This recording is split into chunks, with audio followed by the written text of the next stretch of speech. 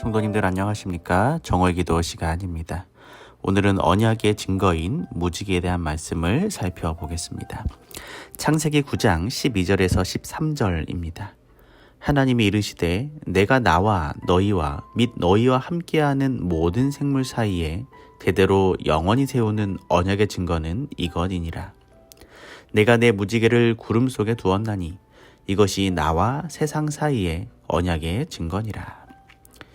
교과에서 이야기하고 있는 것처럼 자연 현상 가운데 무지개만큼 아름다운 것은 없을 것입니다. 어린 시절 처음으로 하늘에 걸려있는 이 신비로운 빛깔의 무지개를 바라보며 마치 하늘로 들어가는 문인 듯이 우리를 향해 손짓하는 이 경이로운 매력에 빠져들던 추억을 갖고 있지 않은 사람들이 누가 있을까요? 어른이 되어서도 구름 속에 펼쳐진 형언할 수 없는 이 아름다운 이 색깔의 조화를 바라보고 있으면 우리의 입술에서는 감탄이 절로 나옵니다. 이것이 바로 이 하나님께서 의도하신 바였습니다. 여호와께서는 무지개가 무엇을 상징할 것이라고 말씀하셨나요? 조금 전에 우리가 창세기 9장 12절과 13절을 읽었던 것처럼 하나님의 언약의 상징이라고 말씀하셨습니다. 여호와 하나님께서는 무지개를 내 언약의 상징으로 사용할 것이라고 말씀하셨습니다. 여기 여호와께서는 언약이라는 말을 사용하신 것은 얼마나 흥미로운 일일까요?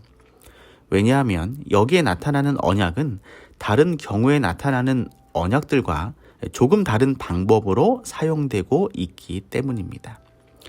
아브라함과 맺은 언약이나 시내산에서 주어진 언약과는 달리 이 언약에는 언약의 혜택을 누릴 자들이 지켜야 할 구체적 의무들이 기록되어 있지 않는 것입니다. 여기서 하나님의 말씀은 모든 사람, 즉 혈기 있는 모든 생물과 모든 미래의 세대에 이르기까지 해당되는 것입니다. 하나님의 말씀은 여호와께 순종하기로 선택하든지 그렇지 않든지와 상관없이 세계와 그 안에 존재하는 모든 것을 향해 주신 말씀인 것입니다. 이런 의미에서 성경 다른 어느 곳에서도 하나님과 사람 사이의 관계를 언급함에 있어 이와 같은 개념으로 언약을 다룬 곳은 없습니다. 무지개는 언약의 무지개이고 여호와 하나님께서 하늘에 두시고 그것이 나타날 때마다 사람들은 하나님의 언약을 기억해야 합니다. 그것이 하나님께서 원하시는 것입니다. 하나님께서는 다시는 노아의 홍수 같은 온 세상을 멸망시키는 물의 심판이 없을 것이라고 약속해 주셨습니다. 물은 예수님의 부활하심으로 이 사람을 구원하시는 표인 침례를 상징합니다. 그리고 무지개는 하나님의 보좌를 두르고 있는 믿음의 표시입니다.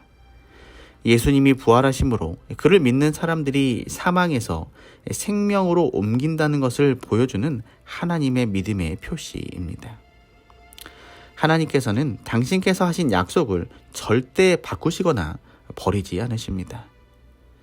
이사야를 통하여 예수님을 믿는 사람들을 구원하신다는 그 말씀은 노아 홍수에 비기는 것이라고 말씀하셨습니다.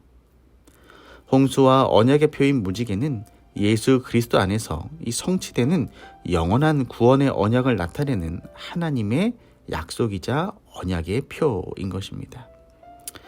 하나님은 이 엄청난 언약 안에 온 세상을 구원해 놓으셨습니다. 문제는 구원받아야 할 인간들의 선택과 반응인 것입니다. 오늘 저와 우리 모든 성도님들이 하늘을 바라보시면 좋겠습니다.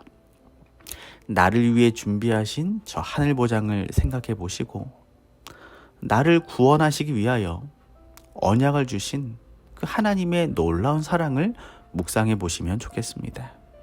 그래서 오늘 나에게 언약을 주신 이 생명의 약속을 주신 그 하나님의 말씀을 붙드시고 오늘도 믿음 가운데 살아가게 되시길 바라며 말씀을 줄이겠습니다.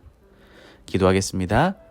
사랑의 하나님, 오늘 우리 모든 성도들이 하나님께서 주신 이 생명의 언약을 붙들고 살아가게 하여 주시옵소서. 우리가 살아갈 곳은 이 땅이 아니라 저 하늘 본향임을 우리가 다시 한번 생각하고 오늘도 믿음과 기도 가운데 우리의 삶을 살아가게 하여 주시옵소서. 이 교회에 속한 많은 환우들을 오늘도 기억하여 주시고 그들의 아픈 부위를 어루만져 주시며 우리 환우들도 하나님께서 약속하신 그 놀라운 언약의 말씀을 믿음으로 붙드는 회복의 한날이 되게 하여 주시옵소서. 모든 말씀 사랑이 많으신 예수님의 이름으로 간절히 기도합니다. 아멘.